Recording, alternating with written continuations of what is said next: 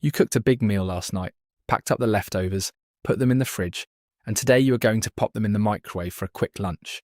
It is something you have done hundreds of times without thinking twice. But what if I told you that reheating certain foods does not just change their taste or texture? It can actually create toxic compounds, breed dangerous bacteria, and turn a perfectly safe meal into something that could send you to the emergency room. This is not about being overly cautious or paranoid about food safety.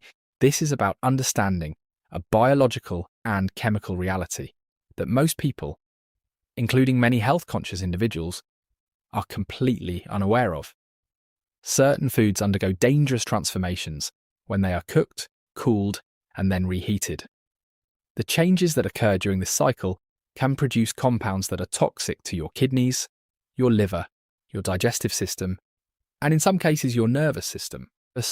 And seniors are disproportionately vulnerable because the immune system weakens with age, stomach acid production decreases, and the body's ability to neutralize toxins and fight foodborne infections diminishes significantly after 60. Today I'm going to walk you through 5 specific foods that doctors and food safety experts warn you should never reheat, explain the science behind why reheating them is dangerous, and tell you exactly how to handle leftovers safely so you can protect yourself and your family. The first food you should never reheat is rice. This one surprises almost everyone because rice seems like the most harmless, shelf-stable food imaginable. You cook it, you store it, you reheat it. What could possibly go wrong? The answer involves a bacterium called Bacillus cereus, and it is far more dangerous than most people realise. Bacillus cereus is a spore-forming bacterium that is commonly found in uncooked rice. The spores survive the initial cooking process because they are extraordinarily heat-resistant.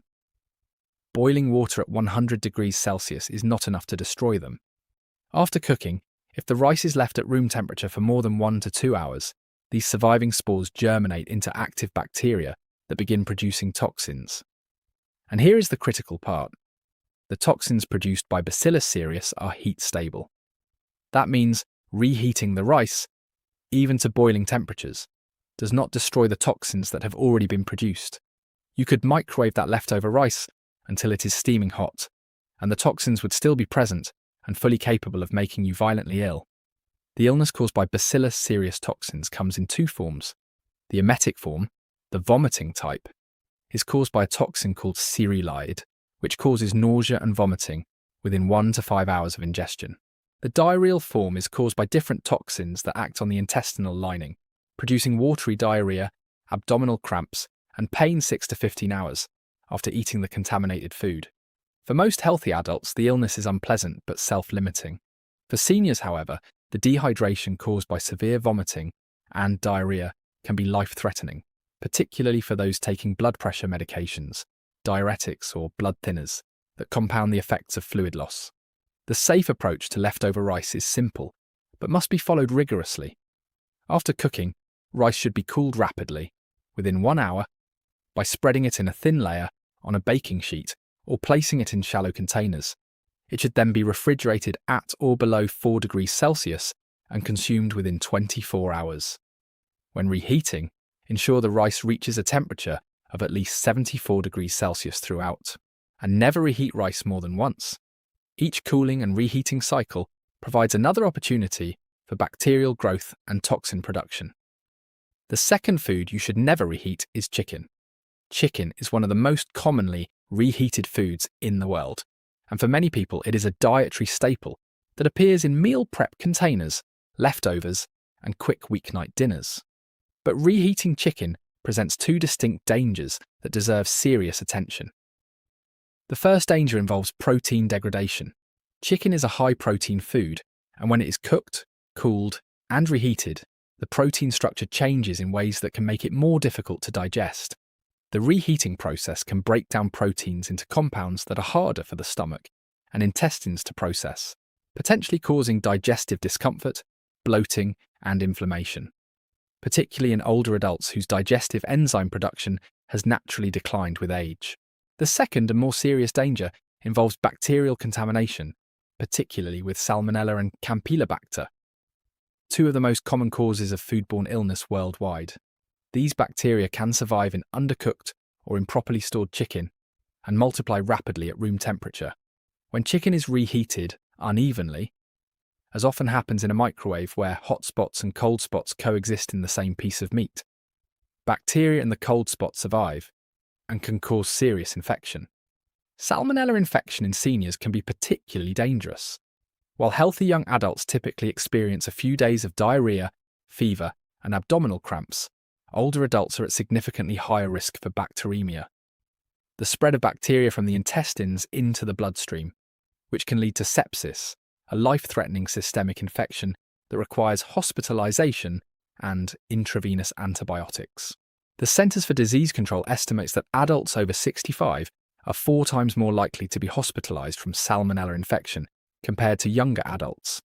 If you must reheat chicken, ensure that every part of the meat reaches an internal temperature of at least 74 degrees Celsius. Use a food thermometer to verify. Visual inspection and touch are not reliable indicators of internal temperature. Cut thick pieces into smaller portions to ensure even heating. And never reheat chicken more than once. The third food you should never reheat is spinach and other leafy greens high in nitrates. Spinach, kale, celery, beets and lettuce all contain naturally occurring nitrates, compounds that are harmless and even beneficial when the vegetables are eaten fresh or freshly cooked. However, when these vegetables are cooked, cooled and stored, bacteria present in the food convert the nitrates into nitrites. When the food is then reheated, these nitrites can further convert into nitrosamines, compounds that have been classified as probable carcinogens by the International Agency for Research on Cancer. Nitrosamines are associated with increased risk of several types of cancer, including gastric cancer, esophageal cancer, and colorectal cancer. The conversion of nitrates to nitrites to nitrosamines is accelerated by the combination of bacterial activity during storage, the acidic environment of the stomach, and the high temperatures of reheating. Each step in this chain makes the food progressively more potentially harmful. For seniors, this concern is compounded by the fact that stomach acid production decreases with age, creating an environment that may paradoxically favour the bacterial conversion of nitrates to nitrites within the stomach itself. Additionally, seniors are more likely to be taking medications that further reduce stomach acid, proton pump inhibitors, and H2 blockers, which can enhance nitrite formation. The practical recommendation is straightforward. Eat spinach and other high nitrate vegetables fresh or immediately after cooking. If you have leftovers, eat them cold in a salad rather than reheating them. And if you absolutely must reheat a dish containing spinach, do so only once and consume it immediately. The fourth food you should never reheat is eggs. Eggs are a nutritional powerhouse, packed with high-quality protein, essential vitamins, and healthy fats. And they are a breakfast staple for millions of people. But reheating eggs, particularly scrambled eggs, omelettes, and hard-boiled eggs, can transform this healthy food into a source of digestive distress and potential toxicity. When eggs are cooked, the proteins denature. They unfold from their natural three-dimensional structure and rearrange into new configurations. This is what changes a liquid egg into a solid one. When eggs are reheated, these already denatured proteins undergo further structural changes that can produce compounds that are difficult to digest and potentially inflammatory. The sulfur-containing amino acids in eggs, cysteine and methionine, can release hydrogen sulfide gas and other sulfur compounds during reheating, which contribute to the unpleasant smell of overcooked eggs and can cause gastrointestinal irritation. More concerning from a food safety perspective is the bacterial risk. Eggs are a well-known vehicle for salmonella, and cooked eggs that are stored improperly provide an ideal growth medium for any surviving bacteria. The moist, protein-rich environment of a cooked egg at room temperature is essentially a bacterial incubator. If contaminated eggs are reheated inadequately, again the microwave hot spot, cold spot problem, surviving bacteria can cause infection. The safest approach is to cook eggs fresh each time you want to eat them. If you meal prep with eggs, store them in the refrigerator immediately after cooking. Consume them within 48 hours and reheat them to at least 74 degrees Celsius if you must reheat them at all. But the ideal practice is to eat cooked eggs cold or to simply cook fresh ones. The fifth food you should never reheat is potatoes. Potatoes are another food that most people consider completely safe to reheat. Mashed potatoes, baked potatoes, roasted potatoes, and potato soup are common leftover items that get microwaved without a second thought.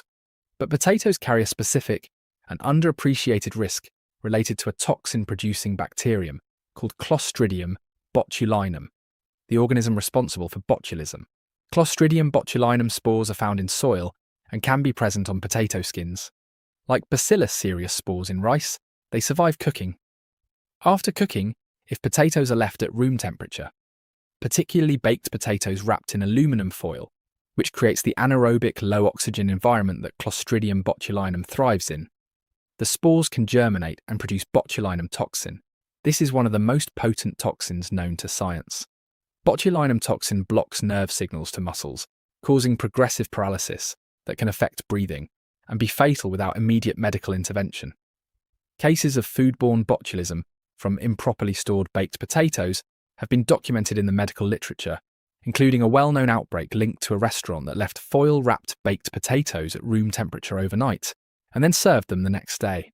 The potatoes looked and smelled completely normal, but they contained enough botulinum toxin to hospitalize multiple people. The prevention strategy is the same as for rice. Cool potatoes rapidly after cooking, refrigerate within 1 to 2 hours, and never leave cooked potatoes at room temperature for extended periods. Remove aluminum foil from baked potatoes before storing them to prevent the anaerobic conditions that favor Clostridium botulinum growth. And when reheating, ensure thorough, even heating to at least 74 degrees Celsius. Now let me bring all 5 foods together with some overarching food safety principles that every senior should follow. The danger zone for bacterial growth is between 4 and 60 degrees Celsius. Any cooked food that spends more than 2 hours in this temperature range, and more than 1 hour if the ambient temperature is above 32 degrees, should be discarded. This rule applies to all foods, not just the 5 I discussed, but the 5 I highlighted are particularly dangerous because of the specific toxins and bacteria associated with them. Rapid cooling is essential. Placing hot food directly into the refrigerator in a large, deep container is actually not ideal because the center of the food stays warm for too long while the outside cools. Instead, divide large batches of food into shallow containers, no more than 2 inches deep, to allow rapid, even cooling. You can also use an ice bath to bring the temperature down quickly before refrigerating. The microwave is the most common method of reheating, but it is also the least reliable for achieving uniform temperatures. Microwaves heat unevenly, creating hot spots where the food is scalding and cold spots where bacteria can survive. To improve microwave reheating, use a microwave-safe cover to trap steam, stir the food midway through heating, and let it stand for 1 to 2 minutes after heating to allow temperature equalization. Better yet, reheat on the stovetop or in the oven, which provide more even heat distribution. The 2-hour rule and the 1 reheat rule are your best friends. Never leave cooked food at room temperature for more than 2 hours, and never reheat the same food more than once. Each cooling and reheating cycle provides another window for bacterial growth and toxin production, compounding the risk with each repetition. For seniors specifically, I want to emphasize that foodborne illness is not a minor inconvenience. It is a genuine medical threat. The Centers for Disease Control estimates that adults over 65 account for a disproportionate share of hospitalizations and deaths from foodborne illness. The weakened immune system, reduced stomach acid, chronic diseases and medications that characterize aging all increase vulnerability to the bacteria and toxins that contaminate improperly handled food. Dehydration from vomiting and diarrhea is particularly dangerous for older adults because their baseline fluid reserves are lower, their thirst sensation is diminished, and their kidneys are less efficient at conserving water. A foodborne illness that might cause 2 days of discomfort in a 30-year-old can cause kidney failure, hospitalization, and even death in a 75-year-old with pre-existing health conditions. I also want to address the common misconception that if food smells fine, it is safe to eat. Many of the most dangerous foodborne toxins, including botulinum toxin and Bacillus cereus cereulide, are odorless, tasteless, and invisible. A plate of leftover rice that has been sitting on the counter for 4 hours may look, smell, and taste perfectly normal while containing enough bacterial toxin to cause severe illness. You cannot rely on your senses to detect contamination. You must rely on time, temperature, and proper handling. Refrigerator temperature is another critical factor that many households get wrong. Your refrigerator should be set at or below 4 degrees Celsius, not 5, not 6, not whatever the default setting happens to be. Use a refrigerator thermometer to verify, because the built-in dials on many refrigerators are imprecise. Every degree above 4 increases the rate of bacterial multiplication in stored foods. Food storage containers matter as well.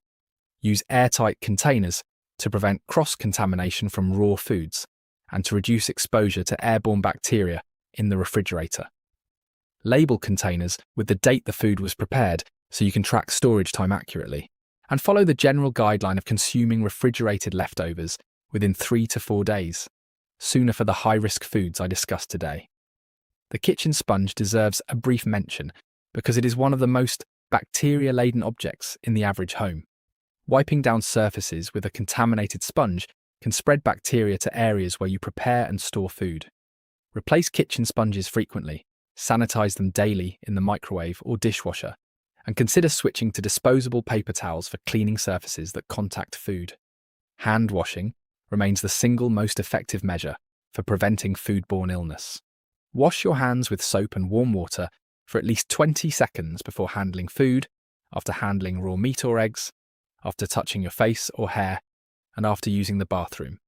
This simple habit prevents the transfer of bacteria from your hands to your food and can dramatically reduce your risk of foodborne illness. Share this information with everyone you care about, especially anyone over 60 who regularly eats leftovers.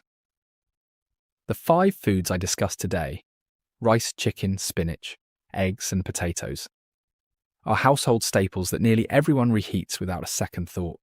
Understanding the specific risks associated with each one and following the safety guidelines I outlined can prevent serious illness and potentially save a life. Subscribe for more critical health content and drop a comment below telling me which of these foods you have been reheating. Your stories help this community, and I read every single one. Stay safe, eat smart, and never underestimate the power of proper food handling. Cross-contamination is a food safety hazard that deserves special attention in the context of leftovers and reheating. When you store cooked food in the refrigerator alongside raw meat, poultry, eggs, or seafood, bacteria from the raw items can transfer to the cooked food through dripping juices, shared containers, or contaminated hands. This cross-contamination introduces new bacteria into food that may have been safe when initially stored. Always store cooked leftovers on upper shelves of the refrigerator and raw meat products on lower shelves to prevent dripping contamination. Use separate cutting boards and utensils for raw and cooked foods, and never place cooked food on a plate or surface that previously held raw meat without washing it thoroughly first. The immune system changes that occur with aging make food safety practices especially critical for seniors. After 60, the production of stomach acid declines significantly, a condition called hypochloridria, which reduces the stomach's ability to kill bacteria that enter through contaminated food.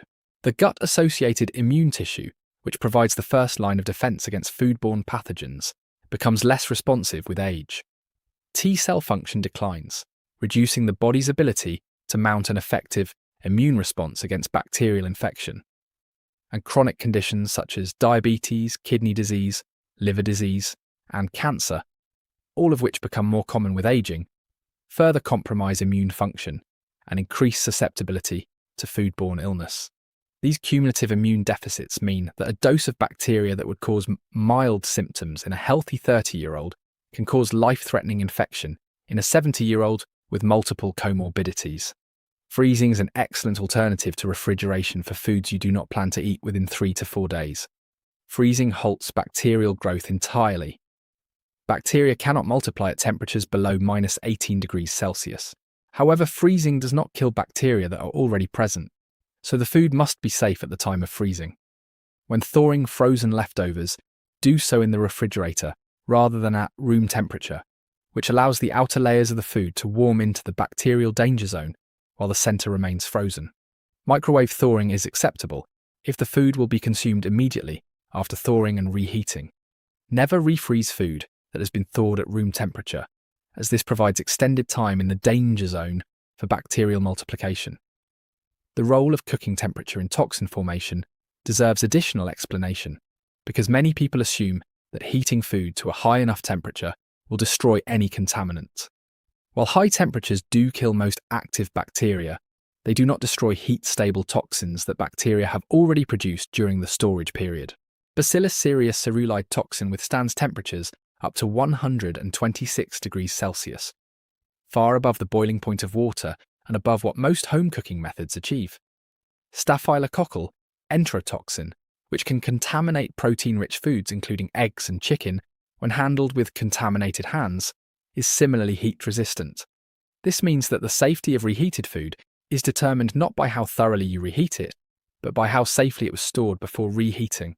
No amount of microwave time can undo the damage caused by leaving food at room temperature for too long.